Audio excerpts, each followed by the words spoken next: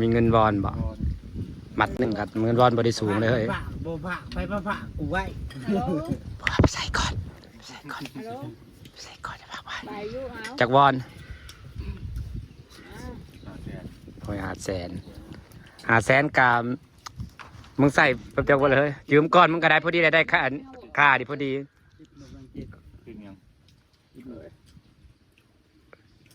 500,000มันได้10,000 วอนนั่น10,000 วอนน่ะ200 กว่าบาท100,000 วอน 2,000 กว่า10,000ปลาย ขาดมันบ่สูงเนาะ ประมาณ1,000,000 บาทนี่แหละ ตังเงินเดือนเขาเป็นล้านไดเงินเดือนเขาไปเห็ดสวนอยู่พุ่นน่ะล้านวอนได อยู่เกาหลีนะบ่ 2 ล้านวอน 40,000 กว่าบาท2 ล้านนั่น เฮ็ดเงินเจ้าเอื้อยอันออกน่ะโอ้ยเห็นเจ้าทางก็คือสิบ่เก็บข่อยว่าสิเอาน้ำน้องชายมาแต่อันเกาหลีเปิ้นมาเล่นมื้อน่ะไปถือเงินมา ค่ามันก็บ่ ก็ ได้ เลย สู คิด ง ว่า หรอก สิแรกเอาโอ้ยมันว่าสิแรกยังเอ้ยเคใบหนึงก็เทติใช้เงินบาทก็20 บาท30 บาท50 บาท มันบ่ได้สูง เก็บไปคอนทงนั่นแหละอยากได้ งามอยู่แล้วเงินเขาก็งามอยู่แล้ว มันงาม แต่อยู่งานอยู่พัทยามีอยู่ทุกประเทศเงิน แม่ครับเก็บไว้เป็นคนทงเนาะ เก็บมีอยู่ทุกประเทศ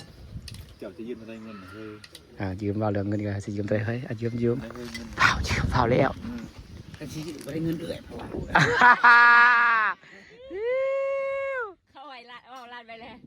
ว่าเนาะเงินเอื้อยเพิ่นว่าเอามาฝากเอื้อยมันสิฝากเงินไว้เนาะเฮ้ย ไปเกาหลีฮากามาเลยเงินลังหนึ่งเลยไปเป็ด ได้ ไปเดือนนะ ไป8 เดือนหนึงบ่ เฮ็ดงาน ไปจักคนถ้าผัวเมียบ่ เมียนั่นไปก่อนประมาณ5 เดือนก่อนจะไปจำ ได้อยู่แล้ว2ผัวเมียเนี่ยเฮ้ย ไปเห็ดเปียกห้องงานเด้ห้องงานสตรอเบอรี่ งาน อ๋อ แพ็คสตรอเบอรี่ พอแล้วได้เฮ็ดโรงงานมันก็ได้สูงแล้วมันบ่คือสวนเลย เนาะ เราก็ได้งานดีได้เฮ็ดโรงงาน มันเข้าใจ 2ผัวเมียก็เดือนละ100,000ไปบอกกี่เดือนก็ได้แล้วเฮือนนะเงินเดือน4-5 หมื่น2ผัวเมียตกเดือนละ100,000 ไปใหม่เมียนะ ตกเดือนละ100,000 2ผัวเมียน่ะเฮ็ดเทื่อน่ะแป๊บเดียว หาเดือน สรุปนี่แหละบริษัทเจ้า เงียบกริบ บ่แม่นบริษัทเดียวกันบ่ บ่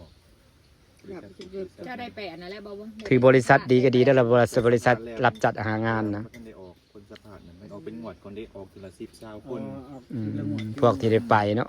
สิไปอยู่ประจักษ์ขาผู้ไว้ผู้ซ่ามั้ง แม่นไว้ผู้ท่า เพื่อนได้พวกมันก็แล้วแต่บริษัท แม่นแต่บริษัท เขาต้องหาคนออกเดียวเขาก็อยากได้ค่าหัวอยู่แล้ว คนเนาะ หาแท็กไป เสียค่าแท็กไปเสียค่าแท็ก จับอะไรเพิ่นเหนียวจังเฮาเด้ ก็ได้แล้วเขาได้บักหลายๆได้หลายกว่าเฮาอีก เนาะ พวกบริษัทจับมันเนี่ยเขาได้เงินคือสิตายนี่ เดี๋ยวก่อนสิไปสมัครเป็นพนักงานกับเจ้าก่อนจ้ะ เปลี่ยนบ่ บ่ต้องไปสมัครเป็นพนักงานหาข้อมูลมาแล้วก็นี่โลด ข้อมูลหยัง ยื่นเรื่องกับอันนี้หาคนโลด เข้าบริษัท พวกลงมาหากินอย่างเดียวล่ะกินมาขอเขาเจ้า มาขอเขาเจ้ากินกันไปขอเขาเจ้า สมาได้กินแต่ปีนี้นะ สมัครไงที่ได้บุญปะบุญ ตามเปลือกเอาใส่น้ำให้มันจักแซ่บ หน้าต่ำเราต่ำเปลือกลูกไม่เฮ้ย เฮ้ยมากินข้าวเป็นหมู่เมียเนี่ย เห็นบ่ข่อยถ่ายคลิป เมียน่ะไปได้ไหม นอนเฉยอยู่ บนไปเกาหลีก็สอนกันหาเงินสายนี่สายชาติอะไรที่มาเกาหลีนะขัก สั่ ได้ งกระเซขึ้นมาอีกมันเงียบไปเลย มาแต่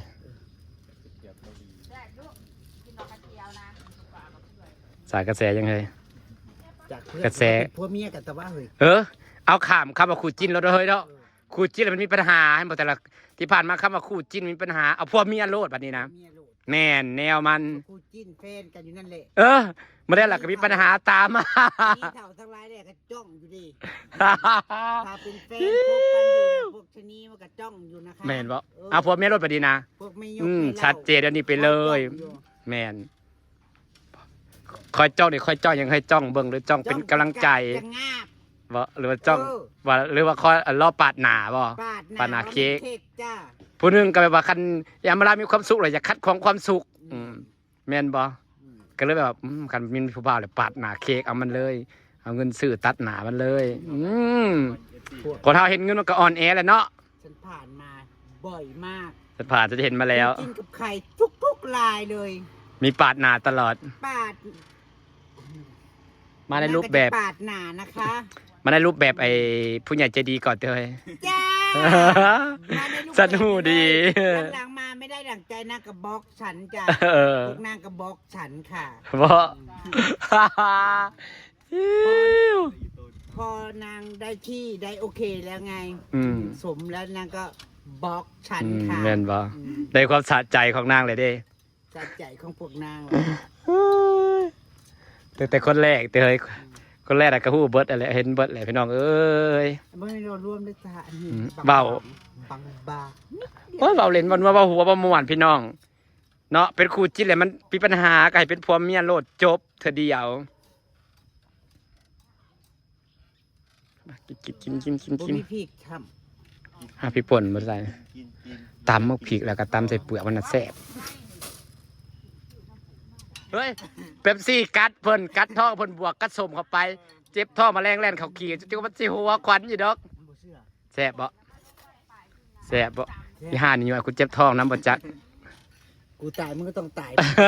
ปนำกันเลยบอก มันเค็มโพดแค่ไปพี่ ผัดนัวเนาะหากเรียนรสชาติเค็มยังติดปากอยู่แล้วเค็มอยู่แล้วยังหารกินเค็มไปดิ รสดีน้ำปลาปลาแดกดีบ่ใส่แต่เกลือ ก็บ่ใส่พริกน้ำเนี้ย ใส่ไปยัง ใส่พริกลงไปในแซ่บแล้วได้นะ พริกเว้ย พี่น้อง นั่นดิอีปอดมันก็ช้องช้อนเลย ไอ้สิเล่าให้ฟังว่าเป๊ปซี่มันตัด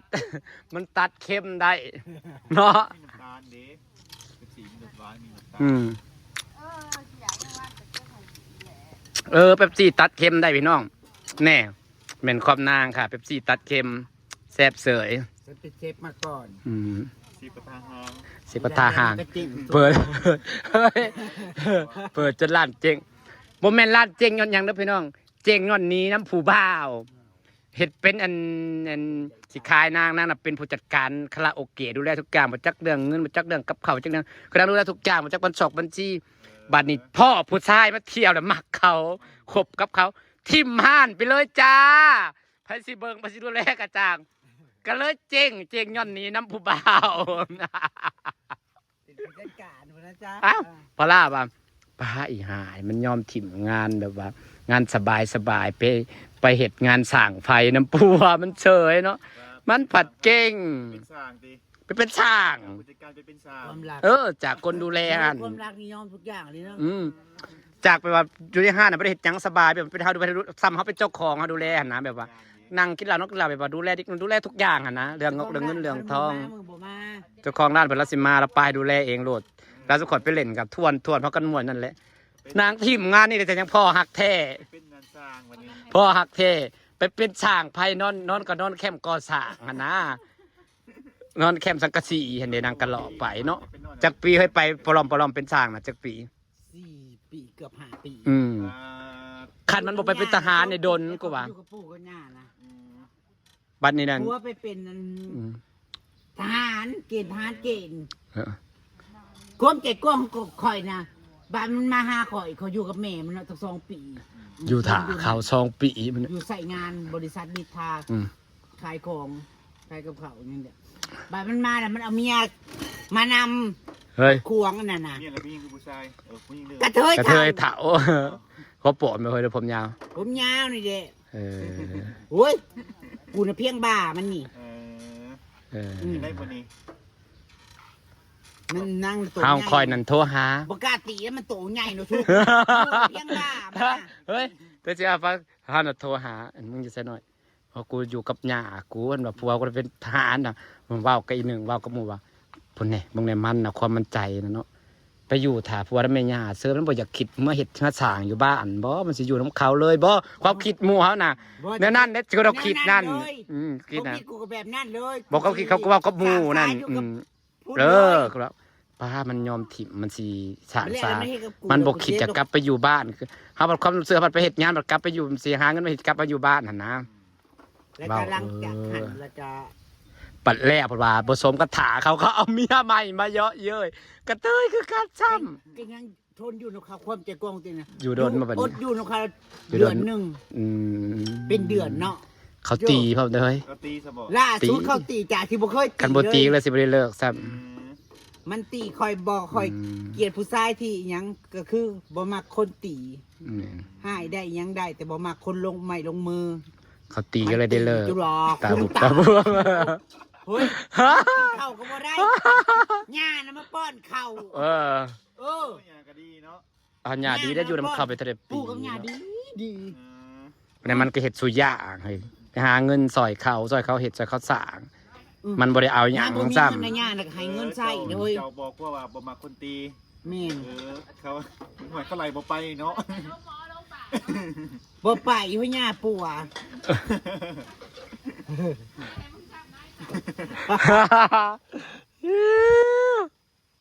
ำ คันขับรถตีแล้วสิไปเลิกเฮ้ยเฮ้ยยอมถ่า เว้ยคุ้มจ่าเนี่ยเป็นสีม่วง เออ ผัวไปเป็นทหารน้อยถ้าผัวยอมถ้าผัว2 ปีผัวเป็นทหารกูน่ะโทรไปหาได้อีนี่มึงไปหาเงินแบบว่าไปอะไรบาละกันหาเงินไปอยู่บ้านเฮาเฮ็ดสร้างอยู่บ้านเฮาบ่ เรื่องจริง บ่ได้พ้นนาสิทาผัวถ่ามันเฮ้ยหักมันได ล่าสุด ถ่าเขาเด้อ2 ปีวันแรกว่าเขาเอามาเอาเมียน้อยมานำแถมตีพ่นอีกเฮ้ย บ่สมกับถ่าซ้ำ คนคอนแก่นผัวน่ะก็คอนแก่น หักคนน่ะผู้ล่อเด้อเฮ้ย เอาย่าติดตามอยู่ไหน จักเบิ่งบ่เบิ่งอีน้อย มันไอ้ล่าสุดที่มันเป็น YouTube บ่มันนี่ผัวกับเมียน้อยยังโทรมาขอเงินมันอยู่เฮ้ยมันให้กูนี่โอนให้นั่นความขวมันนั่นกูด่ามันหูดับตับใหม่ ไปยังหูอย่างนั้นก็ได้อยู่พื้นฐานนะแล้วพอเป็นหมู่กันอยู่กรุงเทพก็มา กูด่ามันหูดับตับใหม่ส่งเงินให้เขาต้องเป็นบ้าบ่ส่งเงินไปให้เขา1,000บ่เฮ้ยมันบ่มีเงินใช้ เถื่อเนาะ เมียน้อยเมียน้อยได้เป็นผู้ขอบ่ได้เป็นผัวใดเออเมียน้อยแชทมาขอได้บ่มีเงินเดี๋ยวจะได้สงสารเฮ้ยถึงเขาสิเคยแย่งผัวแย่งเมียก็ได้สงสารเขา คนเจ็บกวางของนางเนาะ เปรียบเหมือนมหาสมุทร สักกันทั้งหายทั้งโอนสักกระไดเฮ้ย เป้ามาแล้วก็อยากหัวชอกทื่ออ่ะพะอีน้อย สองเถื่อ อีน้อยมันแชทมาอีกแล้วโอนบอกว่าแล้วแต่มึงแล้วว่ะโอนอีก เราพูดกล่าวว่าอยากหัวน้ำม่วนเฮ้ยสมัยก่อนเนี่ยเห็นว่าเดี๋ยวนั้นกันเนาะมันหักม่วนไหนนางไปเป็นนางอันหนีงานดีๆไปหางานก่อสร้างนะนางก็นำไปเล่นน้ำเด้อเฮ้ยอยู่แคมป์ก่อสร้างนะไกลแล้วก็นำไปเล่นน้ำหมูนั่นอัน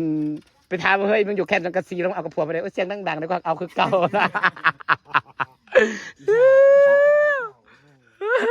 แคมป์สังกะสีเนาะว่าพูดกันแล้วมันม่วนว่าแล้วมันได้หัวได้เที่ยวพี่น้องเอ้ย